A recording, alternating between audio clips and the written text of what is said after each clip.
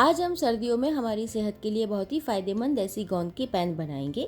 वैसे तो अक्सर बच्चे गोंद का नाम सुनकर मुंह बनाते हैं, लेकिन इसका स्वाद कलाकंद के जैसा होता है, जिसकी वजह से बच्चे भी इसे बड़े शौक से खाना पसंद करते हैं। इसे घर पर बनाना बहुत आसान है। अगर आपने पूरी तैयारी करके रखी है तो बस 20 से 25 मिनट में ये बनकर तैयार हो जाता है। तो चलिए हमारी सेहत के लिए बहुत ही फ़ायदेमंद ऐसी गोंद की पैन बनाना शुरू करते हैं। ऐसी नई नई रेसिपी देखने के लिए चैनल को सब्सक्राइब करना ना भूलें। मैं हूँ हितल और मेरे किचन में आपका स्वागत है। गोंद की पैन बनाने के लिए यहाँ पर मैंने 50 ग्राम गोंद लिया है। आधा कप के करीब डेसिकेटेड कोकोनट है, ये आपको मार्केट में आसानी से मिल जाएगा। आधा कप के करीब और वजन में देखें तो 100 ग्राम ये छुहारे हैं, यानी कि ड्राई डेट्स, और आधा कप मैंने मिक्स काजू और बादाम लिया है।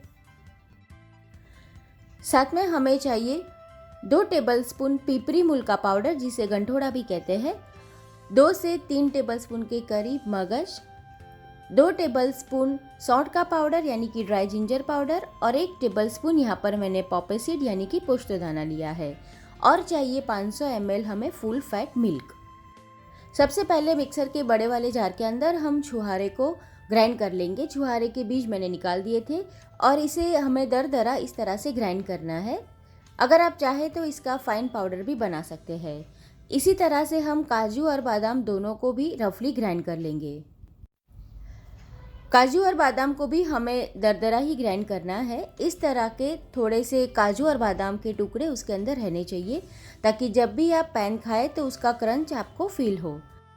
अब सबसे लास्ट में हम गोंद को भी ग्राइंड कर लेते हैं। गोंद को हमें बहुत ही फाइन ग्राइंड कर लेना है, तभी हमारी सारी चीज़ें तैयार है। इस तरह से पहले हमें सारी प्रिपरेशन करके रखनी है।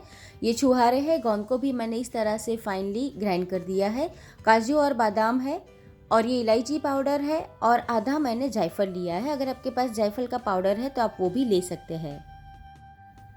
मैंने 200 ग्राम खजूर ली है। ये बहुत ही सॉफ्ट वाली खजूर है, जिसके बीज हम हाथों से ही इस तरह से निकाल सकते हैं। ये मैंने 200 ग्राम ली है। अगर आपको ज़्यादा मीठा पसंद हो तो आप 250 ग्राम के करीब भी इसके अंदर ले सकते हैं। एक नॉनस्टिक के अंदर मैंने 4 टेबलस्पून घी गर्म करने के लिए रख दिया था। अब उसके अंदर हम गोंद को फ्राई कर लेते हैं। गोंद को हमने मिक्सर जार के अंदर इस तरह से फाइन पाउडर बना लिया है।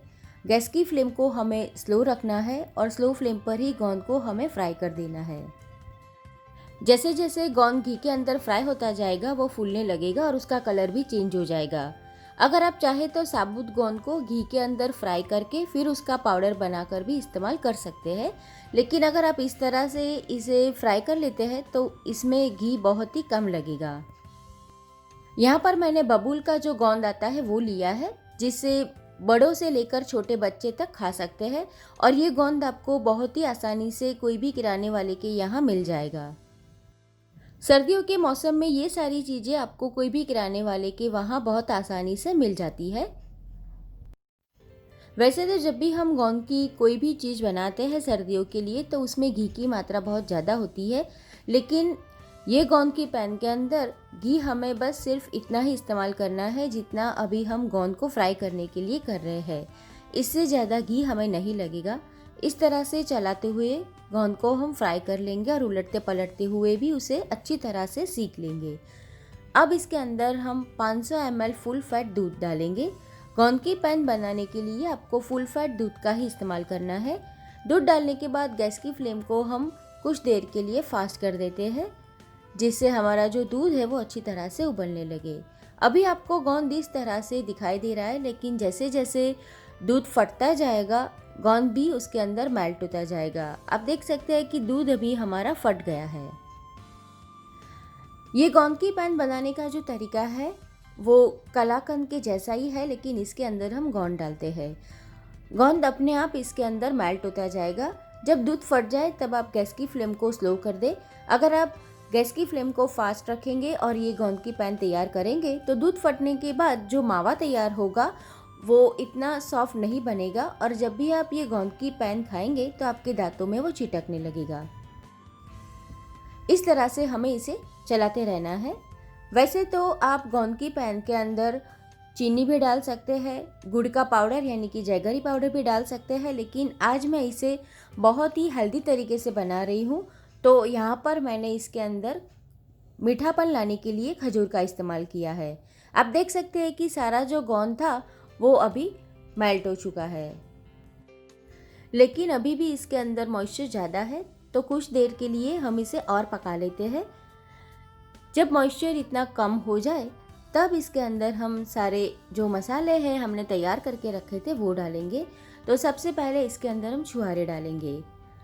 छुहारे आप जब भी खाते हैं तो उसका जो क्रंच है वो बहुत ही बढ़िया लगता है, लेकिन अगर किसी को दांत नहीं है या तो फिर वो अच्छी तरह से चबा नहीं सकते तो वो इसका पाउडर बनाकर भी डाल सकते हैं। अब हमने जो ड्राई फ्रूट का पाउडर बनाया था यानी कि काजू और बादाम का, वो डाल देते हैं।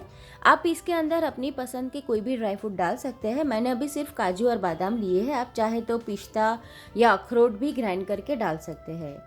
अब इसके अंदर हम मगज डाल देंगे। मगज हमें इस तरह से साबुत ही डालना है। सौंठ का पाउडर डाल देंगे और पीपरी मूल का पाउडर भी डाल देंगे। पोस्तदाना यानी कि पॉपी सीड भी डाल देंगे, कुछ लोग इसे खसखस भी कहते हैं।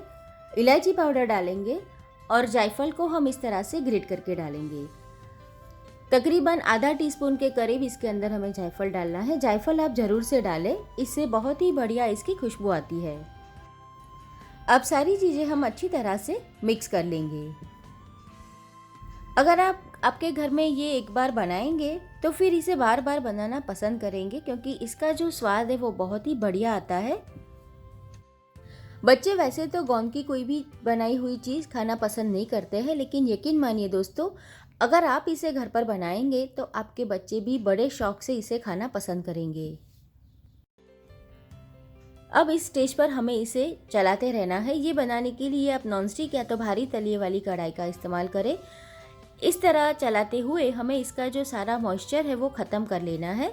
अभी इसकी कंसिस्टेंसी पहले से काफ़ी गाढ़ी हो चुकी है, लेकिन कुछ देर के लिए इसे हम और पका लेंगे।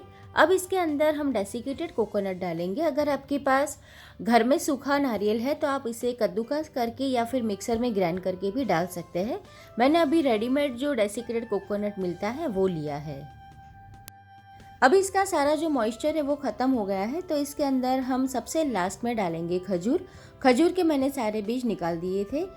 खजूर की बहुत सारी वैरायटी मार्केट में अवेलेबल है। अगर आपको उसके बारे में जानकारी चाहिए तो मैंने उसकी पूरी डिटेल मेरी नई चैनल के अंदर एक वीडियो में बताई है।